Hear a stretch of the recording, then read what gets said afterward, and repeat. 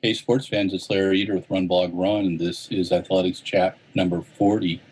Yeah, 40 weeks you've been dealing with this. Isn't that crazy?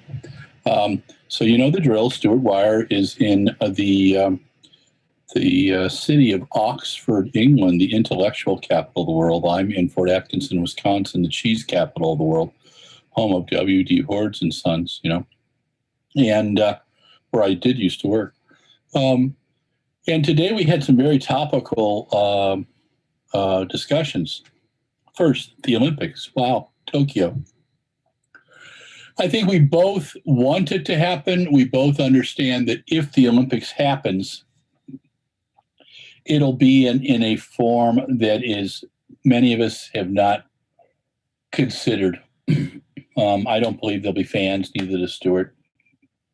We just found out that even if we go over, even if media go over, it doesn't mean we're going to be able to get into the track events, which is, I haven't missed a day at track and field I missed one day of track and field at a world championships. This last in 2019, I've gone to every other for the 17 that I've gone to, and also the 7 or 8 Olympics, Summer Olympics that I've attended. I've gone to every day in track and field as well. It looks like we may not be able to. Also, if someone's sick on the plane that we're flying over on, we get to sit in quarantine for 10 days, which means we could miss a lot of the track stuff. And I tend to go over about a week at a time to acclimatize and all that fun stuff, because flying to China or Japan beats the hell out of you, and it does take some time to get your brain working. And apparently my brain has to function when I'm doing writing and chatting and all that kind of stuff. I did a piece called "Suppose They Had an Olympics and No One Could Go, Strange Signals on Tokyo 2021. Here's the deal. The IOC is very bullish about talking about the Olympics happening. SEPCO, World Athletics, is very bullish. From what I understand from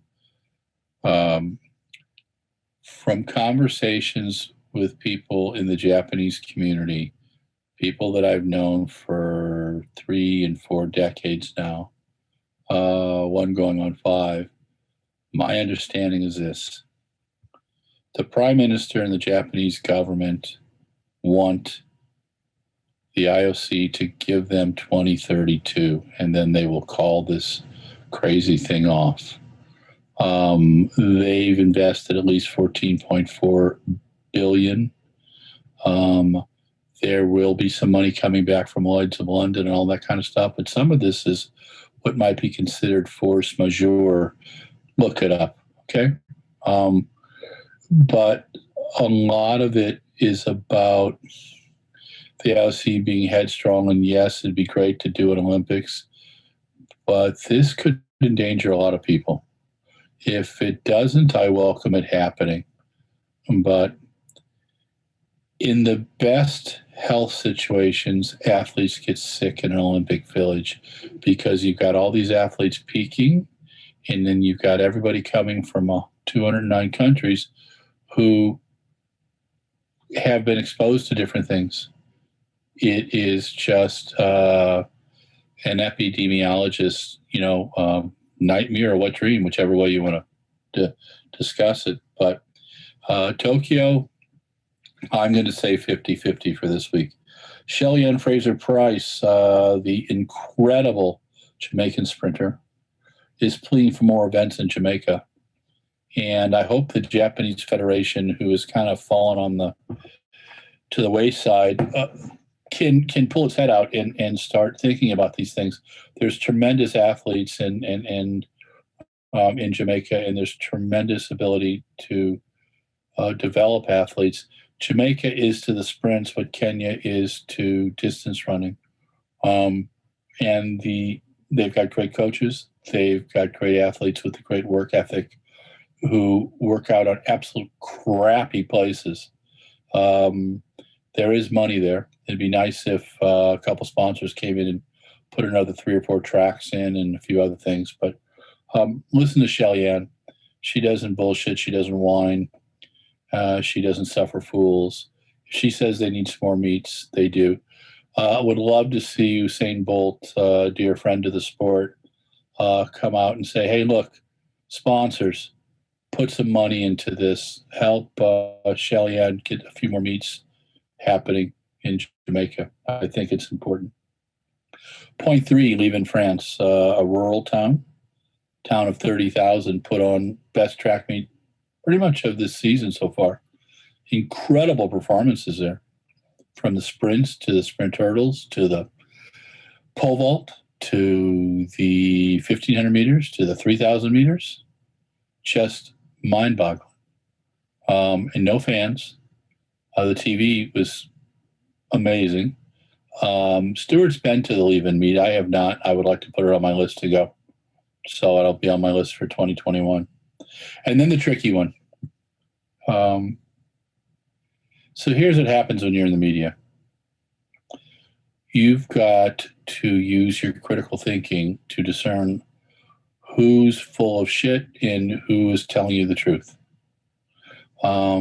Thankfully, I had Mr. Richard Grauer at De Smet Jesuit High School in 1972, who taught me how to critical think. Taught me critical thinking skills. Still haven't figured some of them out. I had Mr. Richard Lee at St. Blaise when I was in grade school too, who pushed me.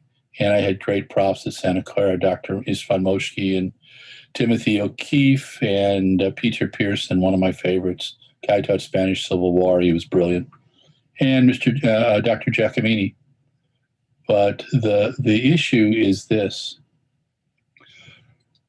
Drugs have added a stench to our sport. Cheating has added a stench to our sport. It's been around since the 1940s, post-World War II.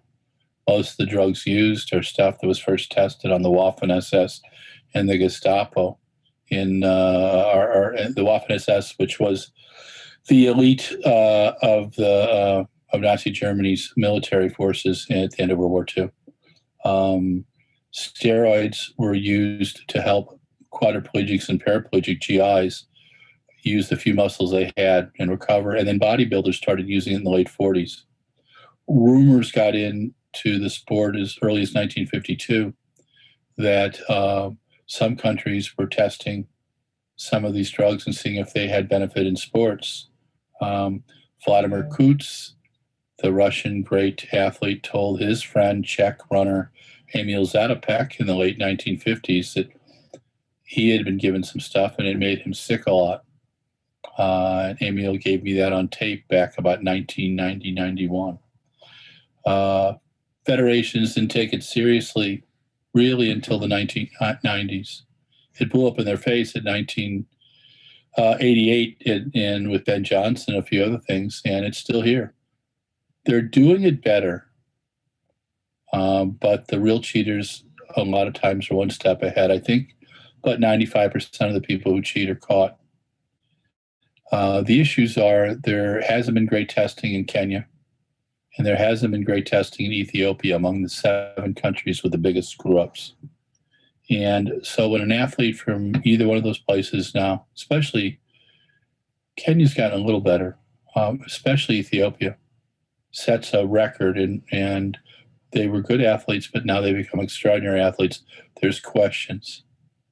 And there were some questions around the new women's 1,500 meter record that came to our attention and to Stuart's attention. And I told him it was okay to question. I think you should question everything, no matter who the athlete is.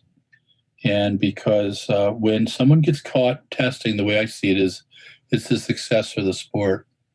USADA, WADA, AIU are working 24/7 to get the people who are adding a stink to our sport. But for them, it's a business decision. And if the business decision was that, if it was that the chance of being caught was higher, you would see less cheating. It's getting better, but that's still a key. And in the pandemic, with less than a third of the testing being done that should be done in a normal year, it's been a challenge. Beatrice Chepkoech in the 5,000 the 5K, 14:43 in Monaco this weekend. Outstanding. And some really good British performances. What do we get? Charlie Grice, 1:45.62, and then his new 2:17 national record at 1,000 meters. Jake Whiteman ran 3:34.48, a Scottish record.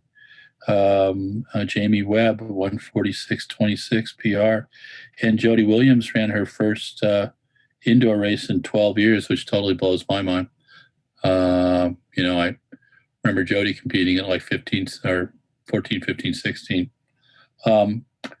Jess Knight, we like her. She went 52.65 in a modest meet over 400 meters. And Andy Posey, who's had some injury issues, the British hurdler, 7:57. We did a series on him as well.